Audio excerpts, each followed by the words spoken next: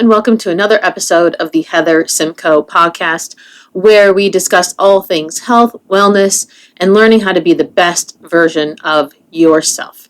So here we are today's topic, food fight, how I ended my abusive relationship with food.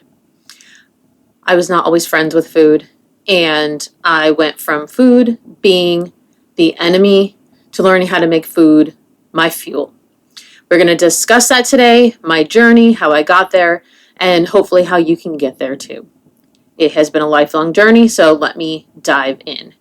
Once upon a time when I was 6 years old, back in the 80s, when I was raised by Gen Xers, if you can believe that, and semi-boomer, I guess, depending on the year they were born. And I was raised in the era where if you didn't finish everything on your plate, you had to eat it for breakfast the next morning. And now, mind you, it wasn't just reheated the next morning. It was the new invent of microwaves. Yes, I'm almost that old. But the, I guess, punishment, if you want to call it that, was if I didn't finish everything on my plate, because the whole thing, the starving kids in the world was, you have to eat it for breakfast tomorrow morning. And I used to be such a slow eater, like to the point where it was cold, I was full, and then I used to get made fun of for not finishing the food on my plate, to the point at which I got threatened. And like I said, this was the 80s, so it was indicative of the time I grew up in, not necessarily today. And my parents said, if you don't finish everything on your plate, you're going to eat it for breakfast tomorrow morning. And that vivid memory, because I didn't finish it, it was fettuccine Alfredo, and I don't think it was the Olive Garden version, definitely not made from scratch. I don't know what it was, but I was forced to eat it for breakfast the next morning, cold, coagulated cream. To this day, I will never forget the dark red Tupperware rounded plastic plate that they gave to children. If you're old enough to remember those, kudos. If it's been handed down, I don't even know if it's safe to eat off of nowadays. You might want to toss it. But I still remember the taste of it, what it looked like, and from that point on, I identify that as the moment my off button was uninstalled as a child.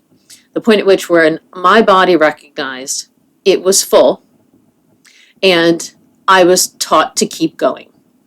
And that moment of the uninstall, broken, smashed off button has taken me from that point in time, let's say about 40 years, because I'm almost 45 in a couple weeks, hard to believe, of learning how to reinstall it very carefully and make sure that it actually works. So we're going to dive in again on to what that journey looks like. So again, off button broken, 6 years old, different day and age. And this is the advent of TV, eating in front of the television, a completely different generation of how parents parented, how kids ate snacks, what snacks were available. I did grow up in California, so we did go outside and play. And it was just a different world to be brought up in. And obesity and a lot of the issues they were there, but not at the forefront like they are today in health and wellness as we understand it now. So I didn't really necessarily have a problem with my weight as a young child, but definitely by the time I was a teenager, that off button turned into a resentment off button where you couldn't tell me what to do. So 6 years old, off button uninstalled, finally went from feeling full to knowing when to stop eating food because my body said, you're done, to eating as fast as humanly possible, going back for seconds, and it almost being a competition as to how fast we can finish the food on our plate. And understanding how the human body works now it's taken me a very long time to get to where I am today. So younger brothers, household like that, again, going back for seconds, thirds, being allowed to snack whenever, not necessarily being in an economic situation where we had the healthiest snacks available to us. If you heard my intro story, at 14 was the age in which I decided that food was going to be that serotonin release. And I used to come home from school very depressed. You can't tell me what to do. And so I would just eat and eat and eat. And I went from being very athletic, in shape, to overweight with that off button completely. I mean, might as well have been on Pluto. So broken and uninstalled. And I can remember drinking glasses of Kool-Aid. God only knows what dyes are in there. Sugar, popcorn, and that was just my afternoon snack. A whole bag of Act 2 popcorn and Kool-Aid after eating a very large snack, probably Ho-Ho's for lunch. I mean, nothing but garbage food pretty much all day. And what that did is the foods that I was looking for that release created the cycle of feeling guilty, feeling heavy, feeling bad about myself, and then needing the food to feel good about myself again, and the guilt cycle repeating itself over and over again. And would not be in sports necessarily long enough. I had stopped swimming, which I was on the swim team for a while.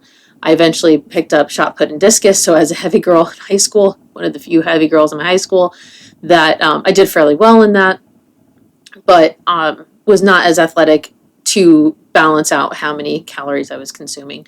And I was not, again, in a household in which that was encouraged to be healthy, encouraged to take care of my body, and really know what health and wellness really looked like from the outside in. Again, my parents did the best that they could for where they were at and their own issues.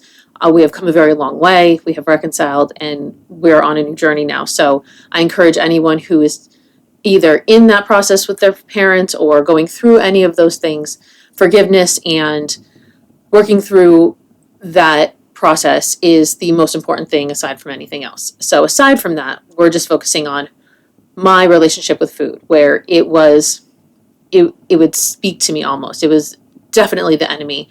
It would either go from deprivation to overconsumption, one extreme to the next. I wouldn't say I was anorexic by any means of the imagination, but certainly a very unhealthy relationship with food for the majority of my life, and trying to find that balance, which has been since that teenage year of getting overweight, gaining 40 pounds in one summer, has been a 30-year yo-yo battle of getting to a point where food is not the enemy. It is looked at as fuel. I can enjoy it at a birthday party, which just happened. We just had some people over for a couple birthdays this past weekend, and being able to enjoy the food around me and not feel guilty about it, consume it, and move on with my life, and not have these imaginary arguments with the food and the abusive relationship that it held over me and I had over it. So I'm going to unravel some of the issues that go along with this abusive food cycle that I have learned over the many years in doing this research, where I've been in really good shape. I really dove into the business that my husband and I ran, mixed martial arts gym, and just being in shape and really learning how to take care of my body, taking care of myself after I had my daughter. Those of you who see it on my webpage, I was Mrs. New York, and so I like to give myself challenges. So I would put myself out there, hey, what better way to get in shape than to put myself on a stage in a bathing suit? So I am always the kind of person where I like to create challenges for myself to get myself to the next goal. And eventually I found out that that became an unhealthy cycle as well, where the only way I could stay in a healthy place, what I thought was a healthy place physically, was to chase after the next competition. And inside of all of that was discovering my alcoholism and my addiction, and learning how it can channel itself to other areas. So I can turn anything into an addiction, whether it's buying too many paper clips at Staples, eating too much food, drinking too much. Anywhere where I can not have an off button can turn into an addiction for me. So I have to be very vigilant in the ways that I approach just about everything in life, not just food or alcohol or office supplies. It doesn't really matter. Same root, different branch. But aside from my naturally addictive personality that I've come to terms with in my age now and the time in, is understanding in the food industry what has been inserted in our foods to not only keep us addicted to foods, make us addicted to foods, keep us addicted to foods, and keep us on this hamster wheel of what I'm calling the food fight, where you go into the grocery store and you go on autopilot, where it's almost like a zombie effect, where you just pick up food. Oh, that sounds good. Oh, that sounds good. And putting a bunch of food in your cart just because it sounds like a good idea or it tastes good. You remember the taste of it, whether it's Doritos or Cheetos or any kind of salty or wonderful snacks. And when I started diving into the research, and this is going well over 20 years ago, before the modern understanding of what's going on now, I had found out that there is petroleum in the majority of kids' snacks that we all grew up on. Teddy Grahams, Pop-Tarts, Pringles, Cheez-Its, M&Ms. There's a fairly long list that I had discovered right after I had my daughter. And so being aware of that and my own problems with food, making sure not to uninstall her off button and making sure if you're full, go ahead, don't finish it. It's okay. And making sure that those foods, we found healthier alternatives to that. And so insert Annie's crackers way before they're as popular as they are now. The Annie's bunny crackers, pretzels, Annie's pasta. Really having to dive in based on her own allergies and my awareness of healthy foods that don't create this natural addictive cycle where chemicals are put in them. This is the food industry model. I don't really subscribe to any kind of conspiracy theories, but this is one that has finally, after 20 years, come to the forefront with the food industry and all of these major conglomerates putting additives into the foods, chemicals that keep you addicted to it. So even if you're not hungry, you want it. It messes with your hormones, messes with your hunger hormones, makes you feel hungry even when you're not. And then it messes with your body chemistry, your children's body chemistry. And now here I am perimenopausal in my middle age and messing with all of the natural hormones that are going on in your life, which ties to our cleaning products, our food products, our hair products, cosmetics, everything that we put in and on our bodies, all contributes to keeping us addicted to the products to then get us to the other end of the pharmaceuticals, big pharma. I'm not going to dive too much into it, but they are all connected. One feeds into the other, and it's this giant hamster wheel of creating a problem from one to the next to keep us in this loop.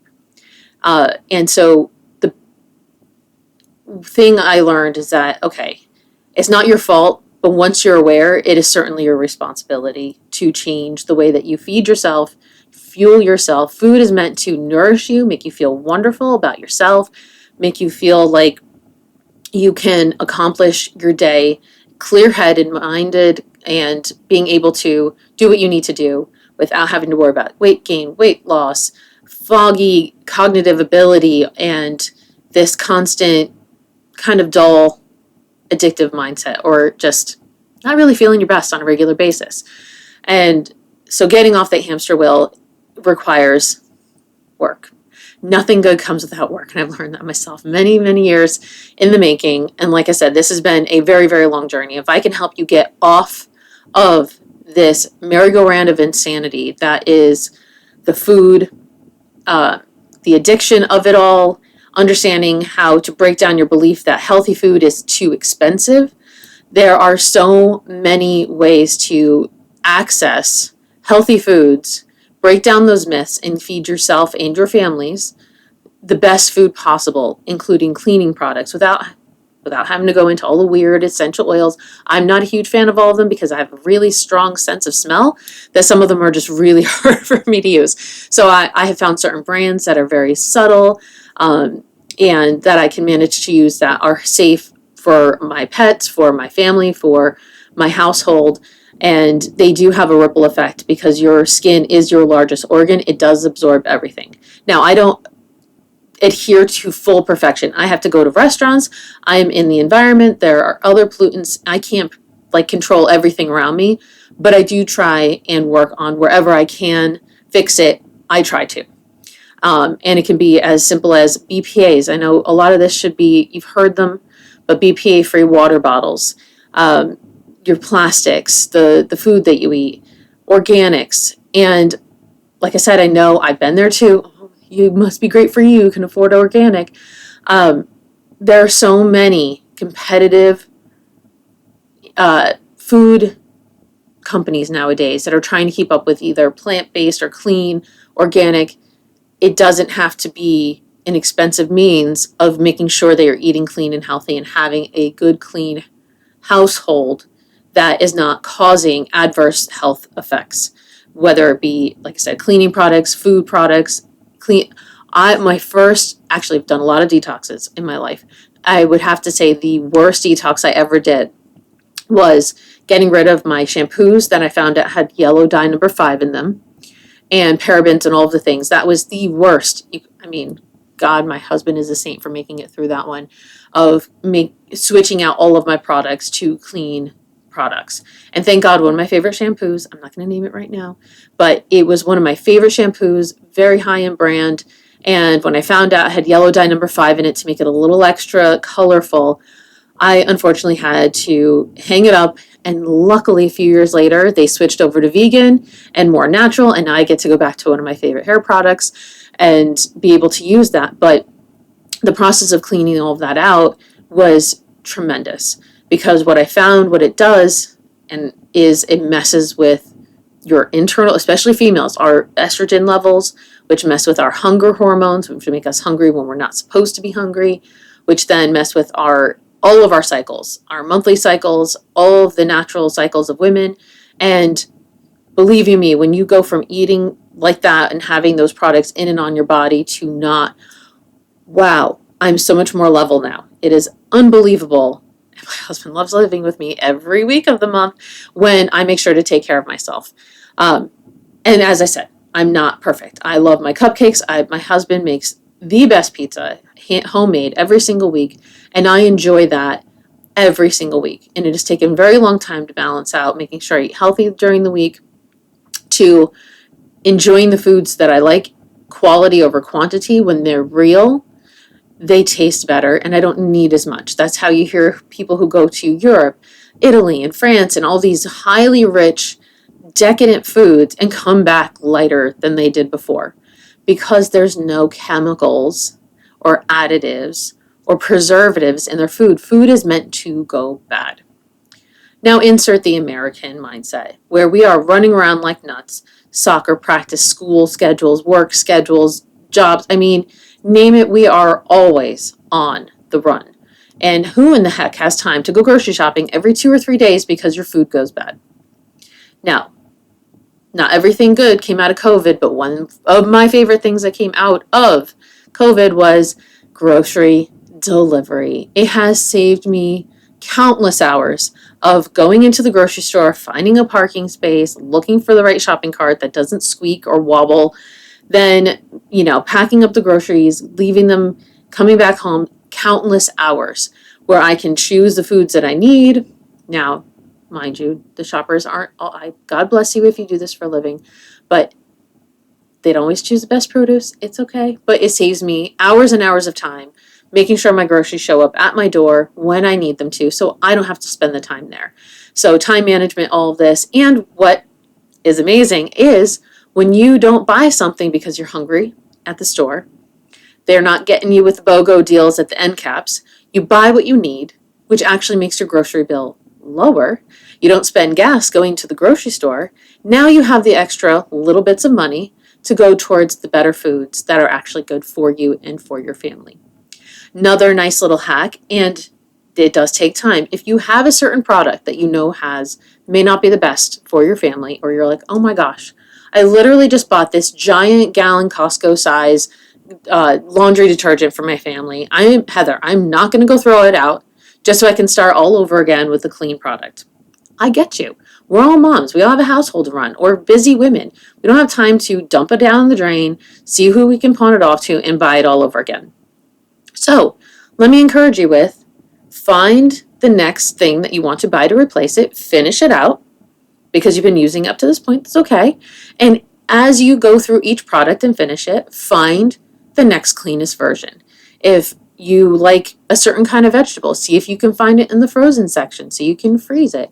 There are so many different hacks. And so what I would encourage everyone here with is taking a little bit of inventory of your household, whether it's cleaning products, hair products, laundry, whatever it is, whatever you put in and on your skin and or clean your house with is very important. So even detergent, dishwasher pods, all of those things, because if you're washing your dishes with it, your lips touch it, and then it goes through your whole body. So as I said, anything you put in and on your body start switching out with something cleaner. And if you need help with that, put it in the comments below. I'll be so happy to help you, give you alternative healthy brands. Amazon, awesome. You can put in an auto delivery.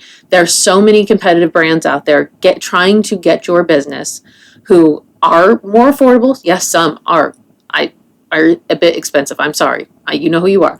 But I can help you find the healthier versions that are better for you. And whether you're sensitive, whatever the case is, put it in the bottom, comment. I will certainly find an alternative for you.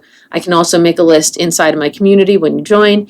The other thing, and I don't know when you're watching this, but at least right now, I mean, I live in Southwest Florida, so it is basically living on the sun year round, but it is technically fall pumpkin spice season.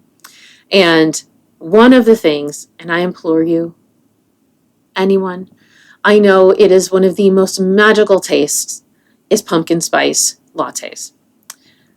However, the chemicals, sugar, and everything that goes into it is not good for your waistline, for your insides, but oh man, does it smell and taste wonderful. Like you get to, I've lived in New York. I went from California to New York to now Southwest Florida. I've been in the trifecta of the United States. I completely understand the nice, wonderful warmth of tasting fall and a nice hot cup of coffee. I love my coffee. That is one of my love languages, I tell you, bar none, is coffee. That's a whole other podcast conversation right there. But I have found a few hacks where instead of getting your Starbucks, which will save you however much money you're spending on Starbucks, you know what it is. We don't have to go into it. And you can get this wonderful $3 or $4 seasoning, simply organic, pumpkin spice. I think this thing cost me $3, maybe $4.99. There's probably maybe 1,000 different cups of coffee worth of seasoning in this tiny little, 1.9 ounces of pumpkin spice. Mix this in with your favorite, half and half. I'm not telling you even have to stop having creamer. Half and half, almond milk, oatmeal, whatever milk of choice, macadamia nut, whatever milk of choice is your favorite. If you can brew it, or even just get a black cup of coffee if you are too busy to make it at home. There's some hacks at home. I like a good strong cup of coffee, a mocha pot, an espresso, whichever. It's okay. Pick your poison. All you have to do is sprinkle a little on top. It tastes exactly the same, calorie-free, and you still get the warmth and goodness that comes from pumpkin spice latte without the extremely long line, the upsell of donuts or pastries you probably don't need unless you are a little more controlled and don't have the same food fight that I did. That's okay. But these are the different hacks in just replacing something that can, it's 100 to 200 calories just in those extra pumps of syrup that you can exchange for a muffin or a pastry just by switching out a little bit of seasoning instead of the pumpkin spice sugar pump. And just finding these little hacks in your life. Not only will you still get the great feeling, but your body is cleaner, your mind is cleaner. You still get all the benefits without the deficits that the hamster wheel of the food industry is causing you. So, food fight.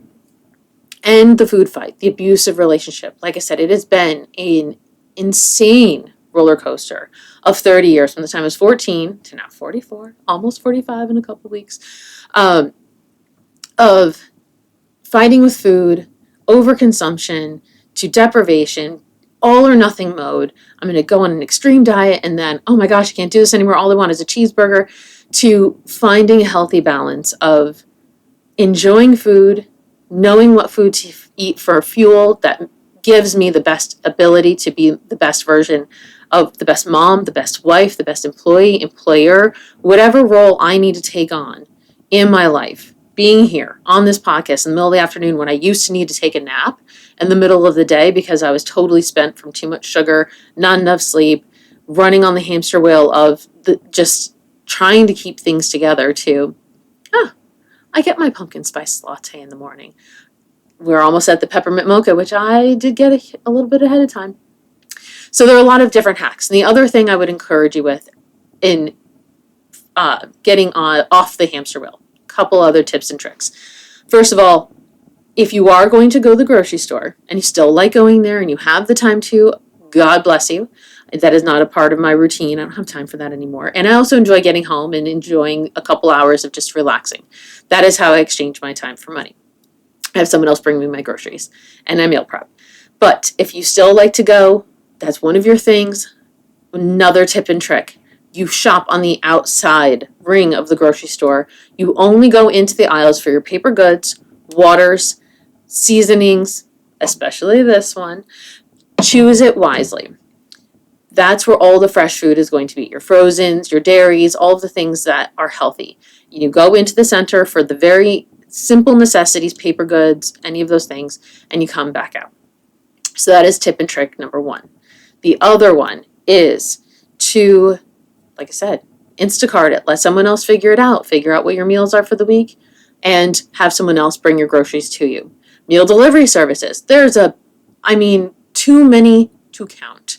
HelloFresh. I'm not even going to go into all of them. I don't have any affiliates with any of them. All I know is what ones have worked for me that have saved me, but you can get those pre-made for you where all you have to do is heat it and eat it and you're good to go.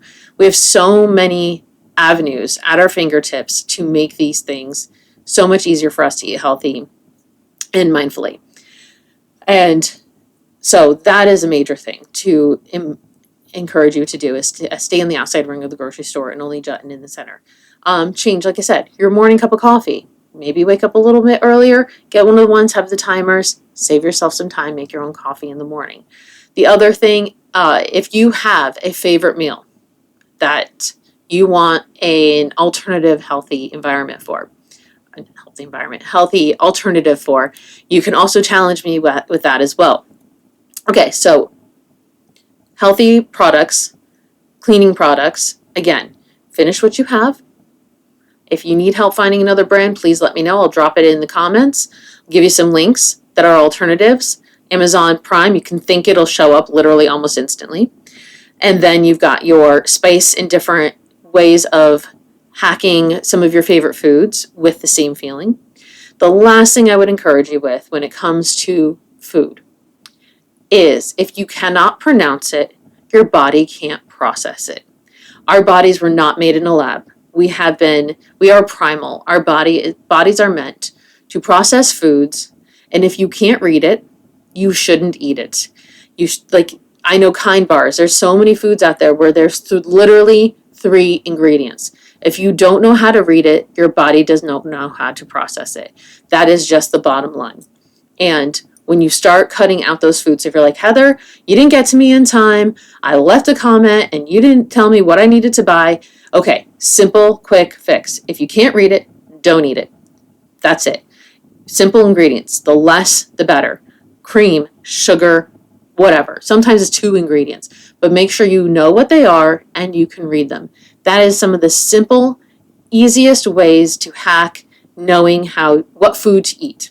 If it's got, like I said, anything that sounds like it's been made in a lab, or MSG, or any kind of, like I said, chemicals, it's not good for you. And they're meant to have a longer shelf life, and I get it. Food companies need to make money. This is America. I'm not anti-capitalism. However, I want you to live the best you, the best version of yourself possible. And the way to do that is being solely aware of what you put in and on your body. That is one of the first and foremost steps to cleaning out who you are, because it messes with your emotions, it messes with your hormones, it makes you short and angry. And when you can clean out your body from the toxins, and we'll get to this in other episodes, you can start cleaning out your mental and spiritual process. But if you are so bogged down by the food and chemicals that you are surrounded by on a regular basis that you can't even think clearly, how can you start improving your life? How can you start keeping off the weight that won't come off and keeping it off? That is one of the key ingredients, is real food. Because your body, when it eats real food, gets really full. Like a handful of grapes versus a handful of crackers goes a much longer way than anything else. Our bodies are meant to eat real food. So you make that switch over. Then, once you start eating clean, you can think clear. You're not angry and tired and aggravated all the time. You sleep well. Wow, now you have more time, and now you can start diving in and cleaning out all of the other things in your life. That is life, whether it's emotional trauma, or maybe you are already Superwoman. Kudos. And you want to just get to the next level and you want to be Miss Universe of yourself. Wonderful. We can get you from here to there, but everyone can be a better version of themselves. I know that myself. Every single day is a new opportunity to be a better version than I was yesterday. By, again, no means perfect. Like I said, I still love my like hoagies, pizza. I love good food. But I have learned if I eat the real version of it, I don't need as much of it. And I can keep my waistline where I want to. I'm healthier, I'm happier, and I'm not stuck on this hamster wheel of yo yo dieting, yo yo guilt, shame, remorse, and the nonstop abusive cycle of me fighting with myself and fighting with food, getting mad at it like it's a real thing, getting mad because I bought the bag of Oreos and ate the whole thing in 2 days' time. I can't even blame anyone else. I have one daughter. There's not enough people in the house to blame for eating the cookies.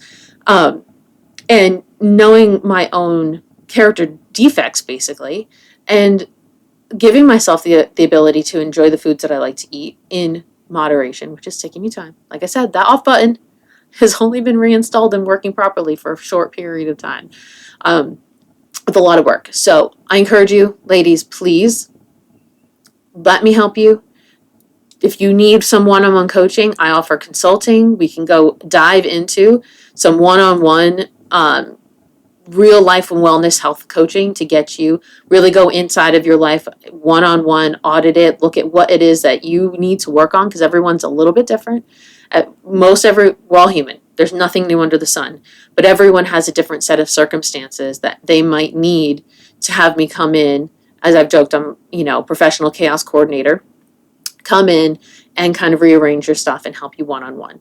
That is one of my life's passions. I've been doing this pretty much my entire life.